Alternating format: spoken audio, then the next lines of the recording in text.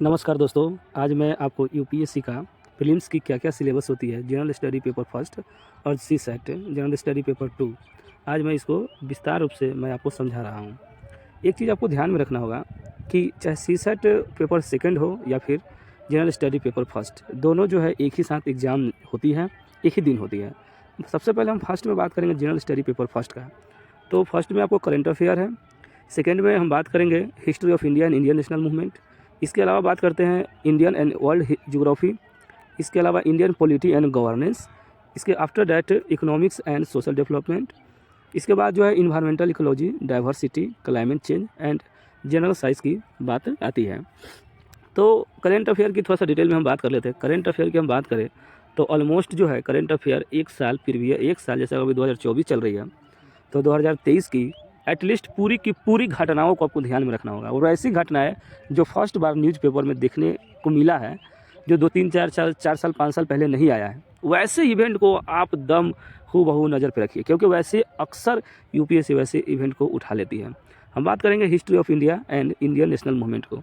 अगर हम बात करते हैं थोड़ा सा और इवेंट करेंट इवेंट्स की बात करेंगे तो नेशनल और इंटरनेशनल को ध्यान में रखना होगा। इंटरनेशनल में अगर हम बात करें जैसे इंटरनेशनल में अगर आपसे पूछ लेगा सेंट्रल एशिया में सूज कैनाल जो है वो कौन कौन किस किस स्टेट के सूज कैनाल टच करती है, इस टाइप के क्वेश्चन अक्सर अब देखने को मिल रहा है।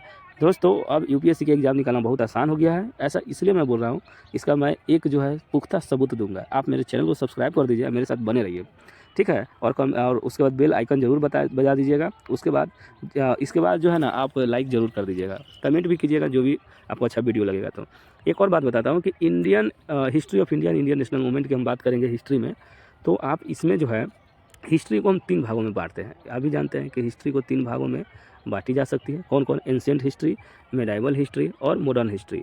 तो एक तो इंडिया की हिस्ट्री को ऐसे बांट कर आपको पढ़ना पड़ेगा। दूसरा इंडियन नेशनल मूवमेंट। एक समय था जब इंडियन नेशनल मूवमेंट को काफ़ी विस्तार से और डिटेल्स में पूछा करता था। जैसे आपको हम बता दें इंडियन नेशनल मूवमेंट में कि कौन कौन सी, जब देश अपना आज़ाद नहीं हुआ था 1857 की बात करेंगे, उस समय से लेकर कौन कौन से मूवमेंट हुआ है, विशेष रूप से आंदोलन, उस समय कौन कौन सा, सब परमानेंट है। चाहे वो गांधी जी का सत्याग्रह हो तीनों, या फिर कोई भी ऐसे चोरी चौरा हत्याकांड हुआ हो, या फिर 1919 का कोई इवेंट हुआ है, ये सब सभी इंपॉर्टेंट्स है। ये चीज़ को तो दम रटना ही पड़ेगा, दिमाग में बिठा लीजिए।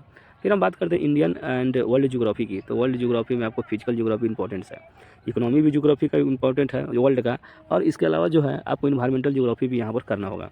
इंडियन ज्योग्राफी में आपको पूरा फिजिकल से लेकर इकोनॉमिक्स से लेकर आपको सोशल ज्योग्राफी सभी को कंप्लीट करना पड़ेगा, और इसके लिए एनसीईआरटी पर्याप्त होती है। हम बात करेंगे इंडियन पॉलिटी एंड गवर्नेंस की। तो इंडियन पॉलिटी एंड गवर्नेंस में आप भारत के ही इसमें पॉलिटी पढ़ना है, और उसको कैसे गवर्नेंस होती है, कैसे कंट्रोल होता है, वो सबको इसमें पढ़ना है।